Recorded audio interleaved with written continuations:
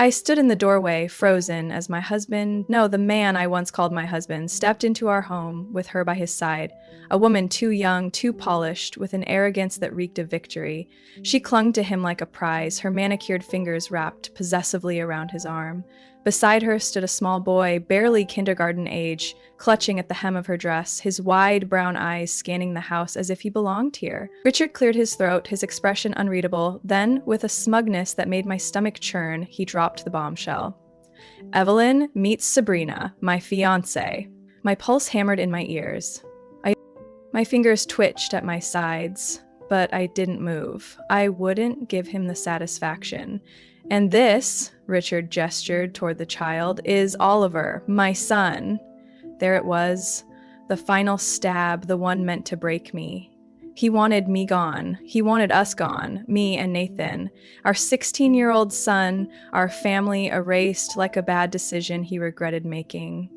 I took a slow breath, keeping my voice controlled. Your son? I asked, tilting my head as if I hadn't just been punched in the gut. Richard smirked as if reveling in my supposed ignorance. Yes, my son. The one I should have been raising instead of clinging to a dead marriage. Sabrina laughed softly, a honeyed, patronizing sound that made my blood boil. I know this is hard for you, Evelyn, but Richard and we just want a fresh start. She had the audacity to look at me with pity. I could see it in their eyes. They thought they'd already won. Richard, ever the strategist, had spent months, years laying the groundwork for this. Business trips, sudden assignments, increasing distance. All while I played the dutiful wife, raising our son, holding down the home he was now trying to rip from under us. And now he was back, standing in my living room, thinking I would just roll over and sign my life away. I smiled. It was small, sharp, a knife's edge. Oh, Richard, I said, my voice smooth as glass. You really don't have a clue, do you? Nathan had been gone for the evening, out watching a movie with his friends. The house was quiet, still, too empty for comfort. Then the knock came, 3 sharp raps against the door. When I opened it, Richard stood on the front step, papers in hand, eyes cold as ice. It's time, he said, stepping inside as if this was still his home. He dropped a folder onto the kitchen counter. Divorce papers. I want everything wrapped up by the end of the month, he continued. You and Nathan need to move out before I return from my final business trip. I'll cover the costs. Out of generosity, of course. Generosity. My chest tightened, but I wouldn't let him see. Not yet. You expect me to just leave? I asked, arms crossed. This house was never yours to begin with. A slow breath. Control. Oh, Richard, I murmured. You really should have checked the deed before making that assumption. For the first time that night, his expression shifted. Just slightly, a flicker of doubt. And that's when I knew. He didn't know. Richard's confidence wavered, but he pushed forward, still believing he held the upper hand. Sabrina and Oliver will be moving in next week, he continued, as if that was something I would accept. You need to start packing your things. Sabrina rested a delicate hand on my kitchen counter, surveying the house like she already owned it. I can't wait to redecorate, she mused. Nathan chose that exact moment to walk in. He stopped dead in his tracks, his backpack still slung over one shoulder. His eyes darted from Richard to Sabrina to the child standing beside her. Mom? He asked cautiously. I could feel the way his body tensed, how his fingers tightened into fists. Richard didn't hesitate. Nathan, this is Sabrina. She's Dad. Nathan cut him off, voice sharp. Who the hell is this kid? Richard's face darkened. Watch your tone. Answer the question. Sabrina let out a soft gasp, playing the victim. Nathan, I know this is... I wasn't talking to you, Nathan snapped. Something deep inside me swelled with pride. Richard sighed, irritation leaking into his features. His name is Oliver. He's your brother. Nathan's laugh was hollow, sharp-edged. My brother? You mean the kid you had with some random woman while pretending to be a decent husband? Sabrina stiffened. Watch yourself, Richard warned. Why? Nathan stepped forward, towering, unyielding. 'Cause I'm telling the truth? Because you think you can just replace me? Silence. A suffocating, ugly silence. You're pathetic, Nathan spat. And if you think Mom and I are just gonna leave because you suddenly decided you want a new family, you're even dumber than I thought. Richard's face flushed red. That's enough. No, Nathan said, voice calm but lethal. It's not. He turned to me, eyes steady, loyal, unshaken. Mom, he said, tell them, I met his gaze. Then slowly I turned back to Richard, watching the last remnants of his smugness flicker into uncertainty. Actually, Richard, I said, tilting my head, we're not the ones leaving. I walked over to the side table, picked up a thick manila envelope, and tossed it onto the counter. Richard frowned, opening it, and then froze. I saw the exact moment he realized what he was looking at. Legal documents, property ownership records, all in my name. His jaw clenched, his knuckles turned white against the edges of the papers. That's not possible, he whispered. I leaned forward, smiling. It is, I said sweetly, and as of last week, my lawyer made sure there's not a damn thing you can do about it. Silence, and then chaos, Sabrina gasped. Richard snapped the folder shut, his entire body brimming with disbelief. No, he said firmly, as if his denial could change reality. Yes, I countered, relishing every second of his unraveling. This house, it's mine. The only people leaving are you. Richard's face was a mask of pure disbelief, his hands clenched around the documents I had just tossed onto the counter, his fingers trembling at the edges, as if he could squeeze the reality out of them. No, he muttered, eyes darting between me and the papers. This isn't real. This house was mine. I crossed my arms, tilting my head slightly. Was? Sabrina let out a sharp breath beside him, her hand instinctively pulling Oliver closer. I could see the exact moment it hit her, the realization that she had no home to move into, no secure future with the man she had staked everything on. She spun toward Richard, her carefully constructed poise starting to crack. You told me this house was yours. It was, he insisted, but the words rang hollow. Nathan let out a short, humorless laugh, arms folded across his chest. Wow, Dad, you really didn't check the paperwork? Rookie mistake. I watched as Richard struggled to process it all, his mind working overtime to find a way out. He had come here expecting a clean break, a quick, painless extraction from his old life into his new one. But instead, I had flipped the entire game on him. And now, it was time for the real fun to begin. His shock lasted only seconds before anger took its place. Richard slammed the documents onto the counter, his jaw tightening. You think this changes anything? His voice was sharp, barely contained. You still have to leave. You and Nathan can't just squat here out of spite. I sighed, almost disappointed. Richard? Were you always this dense, or did living a double life make you stupid? His nostrils flared. Sabrina grabbed his arm, her voice shrill. Tell me you can fix this. I will, Richard snapped, shaking her off. Then, turning to me, you can't just take what's mine. Actually, I didn't take anything. Your father did. His body stiffened. What? I let the words sink in before delivering the final blow. Henry transferred the house to me months ago. You know, the father you conveniently ignored for years. Turns out he had one last trick up his sleeve. His lips parted slightly as if the truth physically hurt him. You're lying. Am I? I gestured toward the papers. You're holding the proof in your hands, Richard. For the first time I saw something behind his eyes other than arrogance or anger, panic. I turned my gaze to Sabrina, who looked like she had just walked onto a stage only to realize she wasn't the leading lady, she was the punchline.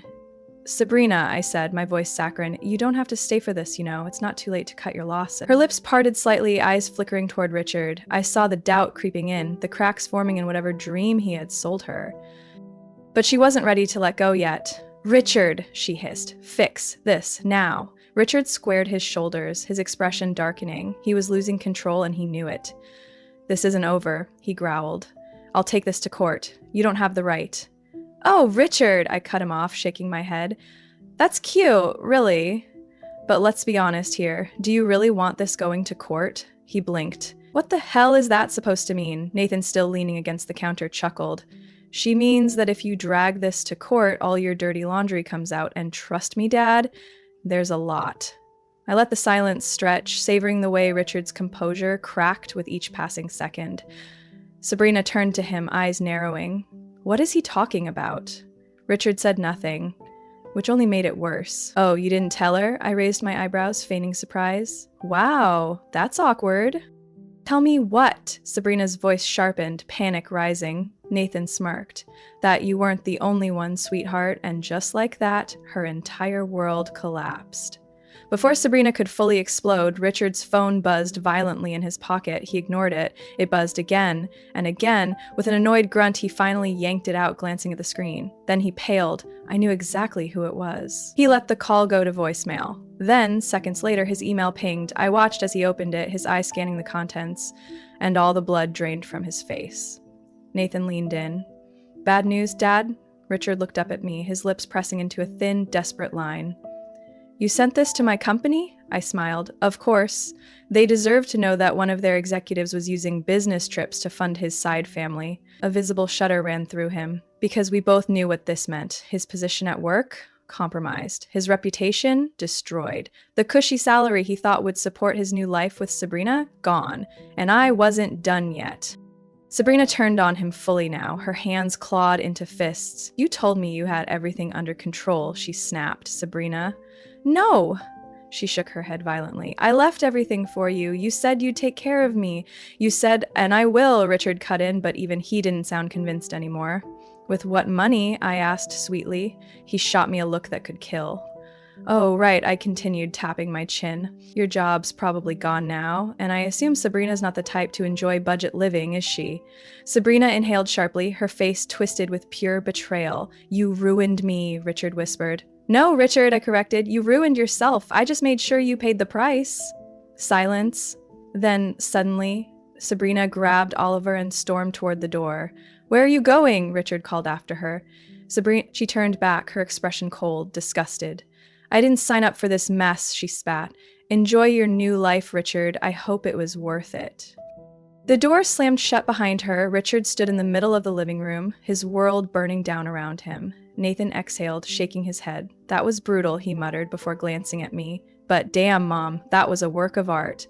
I turned back to Richard one last time, feeling nothing but relief. "Get out," I said, my voice calm. He looked at me, and for the first time in years, there was no arrogance left in his eyes, only defeat. And finally, he walked out. I shut the door behind him, and just like that, he was gone. For good. Richard stood there, staring at the closed door as if willing Sabrina to come back. As if sheer force of desperation could undo the absolute train wreck that had just unfolded. But I knew better. She was gone, and she wasn't coming back. I exhaled, the weight of everything settling in my chest. Not with regret, not with doubt, but with satisfaction. This wasn't just revenge. This was justice. And I wasn't done yet. Richard turned back toward me, his face pale, his jaw clenched so tight. I thought his teeth might crack. "You think this is funny?" His voice was raw, like he was barely holding himself together. I tilted my head. "I think it's poetic." He let out a harsh breath, his hands shaking at his sides. "You..." He stopped himself, running a hand through his hair, exhaling sharply. "This house, you, my job, it's all just one big game to you, isn't it?" I stepped forward, closing the space between us until I could see every crack in his once unshakable confidence. "No, Richard," I said, voice steady. "This isn't a game. This is reality. The one you created." Nathan, still leaning against the counter, let out a low whistle. "Damn, Dad. You're really out here acting like the victim in your own self-destruction." Richard's eyes snapped to Nathan, livid. "I am still your father," he growled. Nathan smirked, shaking his head. "You were my father. Now, you're just some guy who thought he could replace us and failed spectacularly." That one landed. I could see it in the way Richard's entire body tensed, in the way his lips pressed into a thin, bitter line. For the first time in years, he looked powerless, and I wanted him to feel it. "You can't just take everything from me," Richard spat, voice shaking. I crossed my arms. "Didn't you try to do exactly that to me? Funny how it doesn't feel so good when the tables turn, huh?" Nathan chuckled. "Karma's a bitch, Dad." Richard turned to me again, his frustration boiling over. "I have rights, Evelyn. You can't just—" "I can, actually," I interrupted. "And I already did." The words hit him like a slap. I gestured toward the pile of papers he had conveniently ignored in his meltdown. "See, Richard, while you were busy playing house with Sabrina, I was handling real business. Lawyers, financial advisors, the whole 9 yards. And guess what?" I took a deliberate step forward. "Everything you thought was yours, it never was. Not really." His breathing grew uneven. "You're lying," he whispered. "Am I?" I arched a brow. "You checked the notarized agreements, right? The ones that state you forfeited your rights to this house? The ones that clearly outline the division of assets?" Silence. Richard's throat bobbed as he swallowed. He hadn't checked, not properly. He had been so confident, so cocky, so sure I was still the same gullible woman he had walked all over for years, but I wasn't that woman anymore. Nathan's phone buzzed, and he checked the screen before glancing up, eyes full of something unreadable. "Mom?" he said, his voice quieter now. I frowned. "What is it?" He exhaled, locking his phone before looking at Richard. "You really should have done a better job covering your tracks." Richard blinked. "What are you talking about?" Nathan turned his screen toward me. I stared, and then, slowly, I smiled. "Oh, Richard," I murmured. "You absolute idiot." Richard's frustration gave way to confusion and finally fear. What is that?" He gestured toward the phone. "Proof," I answered. Nathan tilted the phone so Richard could see. "Screenshots, Dad. Bank transfers, emails, text messages. Turns out Sabrina wasn't your only fresh start." The color drained from Richard's face. "You're bluffing," he snapped. Nathan snorted. "Sure, if that helps you sleep tonight." I took the phone from Nathan, scrolling through the receipts. Sabrina had been just one of many, but here was the kicker. He had spent company money on his affairs. His panic exploded. "You have no right to dig into my personal life.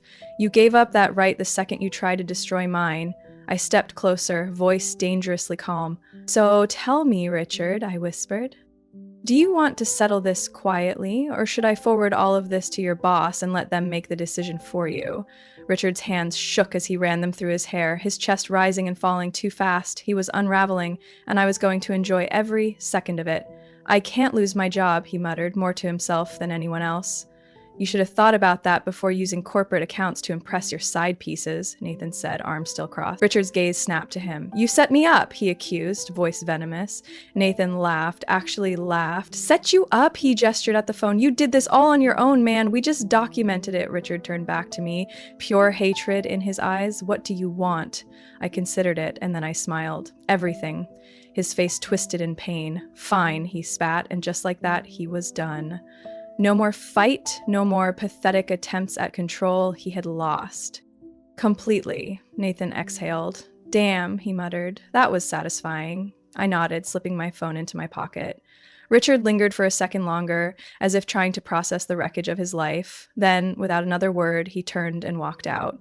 I locked the door behind him. The silence that followed was deafening, but for the first time in years, it felt like peace. Nathan nudged me. "So," he said, grinning. "What now?" I smiled. "Now we start over. A new chapter, on my terms. For the first time in a long time, I was free, and damn did it feel good." The door slammed behind Richard, the sound echoing through the house like the final nail in his coffin. For a long moment, neither Nathan nor I spoke. I could still feel the tension crackling in the air, the remnants of Richard's downfall hanging like smoke after a fire. Then Nathan let out a breath and muttered, "That was brutal." I turned to face him, one eyebrow raised. "Too brutal?" He grinned. "Nah, just the right amount." I exhaled, feeling something I hadn't felt in years. Freedom.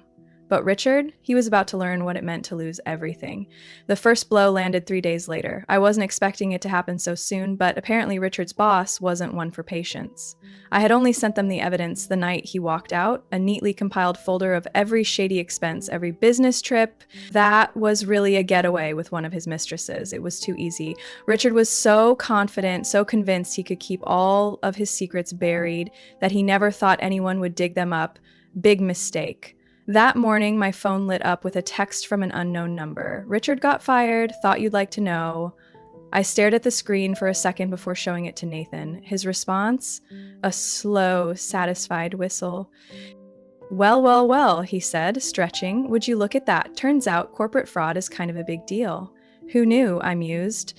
Of course, Richard didn't tell me himself. I only found out he'd been completely cut loose when I got a furious email from him later that night. "You ruined my career, Evelyn. I hope you're happy." Oh, I was. Losing his job meant one thing above all else.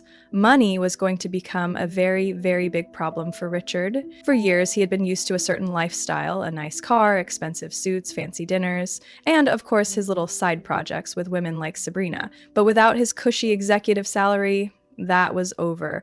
It wasn't long before the calls started coming in. At first, they were angry. "You have no right to take everything from me." Then, pleading. "Evelyn, listen, we can work something out." Then, finally, pathetic. "Please, I just need a little time."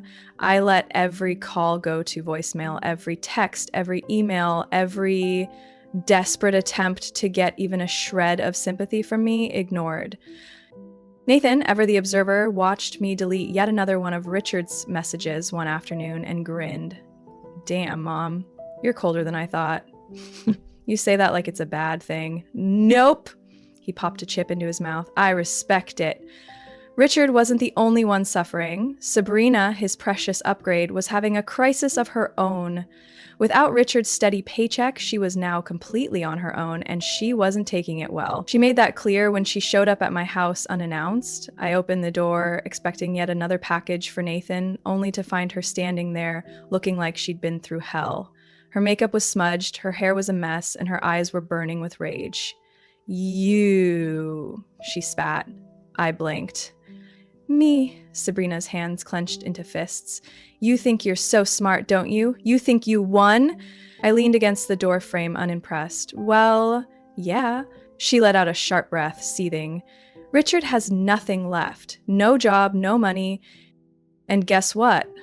I'm stuck cleaning up his mess. Ah, there it was. I had wondered how long it would take before she turned on him. I see, I said, pretending to be sympathetic. So let me get this straight. You threw your entire life into being Richard's next wife, only to realize that without his money, he's just some guy. Her nostrils flared. I gave up everything for him, she hissed. I tilted my head. Maybe you should have picked a better investment. That was the final straw. With a scream of frustration, Sabrina turned on her heel and stormed back to her car. She didn't even bother slamming the door behind her. Nathan, who had been watching from the window, shook his head. Man, I almost feel bad for her. I shot him a look. He smirked, almost. The final nail in Richard's coffin came 2 months later. I didn't even hear about it from him. I heard about it from a friend of a friend who mentioned in passing that Richard had been forced to sell his car just to stay afloat. Not long after that, I got an official notice that he was behind on alimony payments. Richard, the man who had once stood in my living room, smugly demanding that I and our son leave, was now drowning in his own consequences. There was something so poetic about it. I ran into him once, by accident, at a grocery store of all places. His tailored suits were gone. He looked tired, older, somehow, like life had finally caught up with him. For the first time in our entire relationship, he avoided my eyes, and that's when I knew Richard had lost, completely, irreversibly, and I didn't feel a single ounce of guilt about it. One evening, as Nathan and I sat on the couch watching a mindless show, he turned to me and asked, "Do you ever think about what life would have been like if Dad hadn't screwed up?" I considered the question for a moment before shaking my head. "No," I said, "because it doesn't matter." Nathan nodded, satisfied with that answer. I took a sip of my wine, feeling lighter than I had in years. Richard was gone. His power, gone. His arrogance, gone. His control over me, gone. And for the first time in a long time, I was free. Truly. Finally. And damn, did it feel good. I used to believe that some wounds never heal. That betrayal, once it digs its claws into you, never really lets go. But as I sat on my back porch, watching the last of the autumn leaves swirl through the crisp air, I realized something. I wasn't wounded anymore. Not by Richard, not by the years I wasted on him, not by the wreckage he left behind. Because for the first time in years, my life was my own. Nathan pushed open the sliding glass door, stepping onto the porch with a bowl of popcorn. "You're staring into the void again," he said, plopping into the chair beside me. I smirked, taking a handful of popcorn from his bowl. "Just taking it all in," he snorted. "Mom's version of meditation, dramatic, porch brooding." I laughed, a real laugh. Not the forced, hollow kind I used to let slip when Richard would make some passive-aggressive remark. "You know," Nathan said, chewing thoughtfully, "I still can't believe how everything played out." "Believe it," I said, stretching my legs out. "It's over, and we won." Nathan nodded, but something flickered behind his eyes. "I was mad at him for a long time," he admitted. I turned to face him fully, waiting. I think part of me kept hoping he'd, fix things. He let out a short, bitter laugh. Like one day he'd realize what he did and try to make it right. I exhaled slowly. "I get it," I said. "I wanted the same thing once." He turned to me. "And now?" I shrugged. "Now I don't care." And I meant it. There was no more anger left, no more resentment, no more what-ifs. Richard was a chapter I had finished reading, one I had no desire to revisit. Richard's downfall hadn't stopped with his job, or his money, or Sabrina. His father, Henry, had gone through with it, the disinheritance. Richard had assumed that no matter what happened, he'd still get something when Henry eventually passed. He was wrong. I got the letter 2 weeks after everything came crashing down, a formal notice stating that Richard was officially removed as an heir. Henry had done it without hesitation, disgusted by what his son had become, and now, the inheritance, it would go to Nathan. Are you sure? I had asked Henry when I called him. Evelyn, he said, his voice firm. He had every opportunity to be a decent man. He chose to be a coward. Nathan deserves better. And just like that, the last crumb of security Richard had been clinging to was gone. Nathan and I didn't stay in that house forever. As much as I had won the battle, I didn't want to live in a place filled with old ghosts, so we moved, not far, just to a new neighborhood, a fresh start. A house that felt like ours, not a relic of the past. I took my time decorating it. Every choice was mine. Every wall color, every piece of furniture. Nathan even got his own space, a game room filled with things he actually cared about. It's weird, he said one night, lying on the couch, not worrying about him. Yeah? I sat down beside him. Yeah, he exhaled. But it's good weird.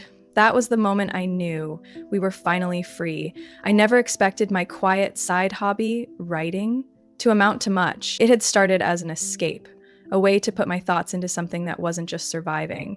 But somehow, in the middle of all the chaos, it had taken off. People were actually reading my work. And not just that, a publishing house reached out. They wanted to buy the rights. Not just to publish, to turn it into a TV adaptation. Mom, Nathan had said, grinning, you're about to be famous. I had laughed, shaking my head. I don't need to be famous, I just want to tell a good story. And I had one hell of a story to tell. Months passed. Seasons changed. And one day, as I sat in a cafe, drinking coffee and working on my next book, I realized something. I was happy. Not just relieved, not just okay, happy.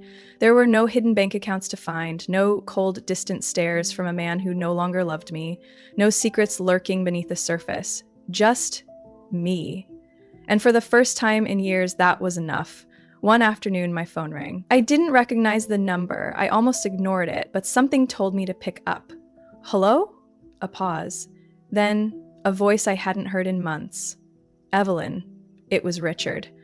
I leaned back in my chair, staring out at the world beyond the window. What do you want? I asked, my voice completely unaffected. There was a heavy sigh. He hesitated.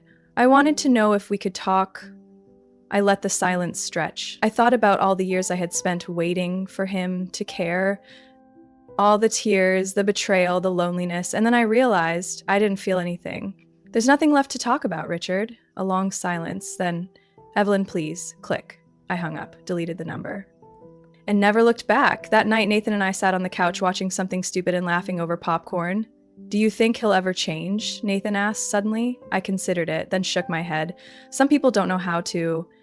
Content with that answer, I reached for another handful of popcorn, stretching out on the couch. Life was simple now. Life was mine, and for the first time in a long time, I couldn't wait to see what came next. Do you think people like Richard ever truly change, or are they doomed to repeat the same mistakes? Let me know your thoughts in the comments, and remember, sometimes the best revenge isn't destruction. It's simply moving on and living well.